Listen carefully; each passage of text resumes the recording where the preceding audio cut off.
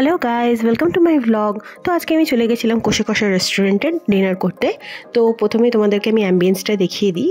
এটা আমি গড়িয়ার ব্রাঞ্চে গেছিলাম।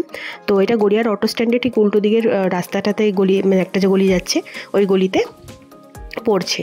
তো এটা হলো রেস্টুরেন্টের অ্যাম্বিয়েন্স। আর এই যে গোল, এটা ফ্যামিলি একটা টেবিল আছে, মানে ফ্যামিলি বসার জন্য। রেস্টুরেন্টটা আমি অনেক রাত করে গেছিলাম, তাই ফাঁকাই ছিল। তো এটা হলো মেনু, তোমরা মেনুটা দেখে নাও। তোমাদের মেনুটা আমি তাড়াতাড়ি মানে ফাস্ট ফরওয়ার্ড করে দিয়েছি, তোমরা চাইলে পজ করে দেখে নিতে পারো। এখানে আসলে মেনলি যেটা অ্যাকচুয়ালি সবাই খায়, বা অ্যাকচুয়ালি মেন এদের আকর্ষণ এই বেঙ্গলি রেস্টুরেন্টের, সেগুলো হলো এদের থালি।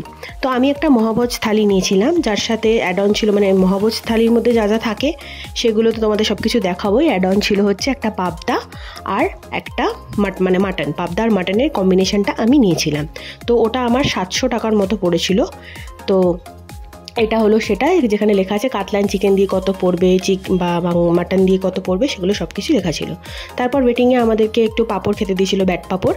তারপর আমাদের স্টার্টার আইটেম চলে এসেছিলো, এটা হচ্ছিলো ফিশ ফ্রাই। এই ফিশ ফ্রাইটা 2 পিস নিয়েছিল 305 টাকার মতো। বাট ফিশ ফ্রাইটা সত্যি খুব ভালো খেতে ছিল, ফিলিংটাও যথেষ্ট সুন্দর ছিল।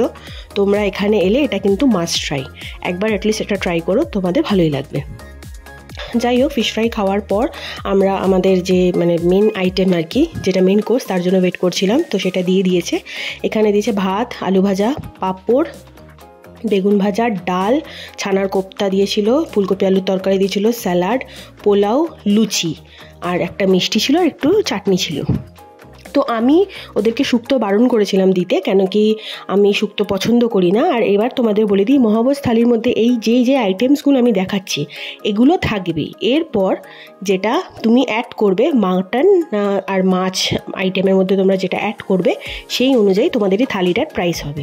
আমরা এই পাবদার আর এই মাটনটা অ্যাড করেছিলাম বলে আমাদের প্রাইস হয়েছিল 700 টাকা। ইলিশ করলে 900 সামথিং ছিল। তো তোমরা ওই মেনুটা দেখে নাও, ওখানে তোমরা বুঝে যাবে। যাই হোক, এই ছানার কোপ্তাটা তো জাস্ট অসাম ছিল, লুচি দিয়ে খেতে জাস্ট অসাম লাগছিল। আর এই মাটন, আমি তো এই প্রেমে পড়ে গেছি। এই মাটন আর পোলাওটা হালকা হালকা মিষ্টি, আর মাটনটা ঝাল জাস্ট অসাম লাগছিল। সেদ্ধ পারফেক্ট হয়েছিল, যেটা নিয়ে আমার অ্যাকচুয়াল টেনশন ছিল মাটনটা ভালো সিদ্ধ হবে কি না। বাট ওটা মাটনটা খুব সুন্দর সেদ্ধ হয়েছিল। তারপর এই পাবদা মাছের জাস্ট সাইজটা দেখো। এই প্রাইসের মধ্যে দুজন শেয়ার করে খেতে পারবে, এটা জাস্ট মোর দ্যান এনাফ। মানে এত সুন্দর, মানে কি বলবো, রান্না বলো বা ওদের ব্যবহার বলো, সব কিছু ভীষণ সুন্দর। তোমরা রেস্টুরেন্টে যাও, তোমাদের নিশ্চয়ই ভালো লাগবে। আর শেষ পাতে ছিল চাটনি, আর তারপর ছিল মিষ্টি, রসগোল্লা। ডেজার্টের আইটেম অনেক কিছু নেবো ভেবেছিলাম, বাট আমাদের আর পেটে জায়গা একদমই ছিল না, টু বি ভেরি অনেস্ট। আর হ্যাঁ, আমরা একটা এক্সট্রা রাইস নিয়েছিলাম, যেহেতু রাইসটা কমই ছিল, তো তার দাম 105 টাকা নিয়েছিল। আর ডাব চিংড়ি নেবো ভেবেছিলাম, বাট সেদিন সেটা অ্যাভেলেবেল ছিল না।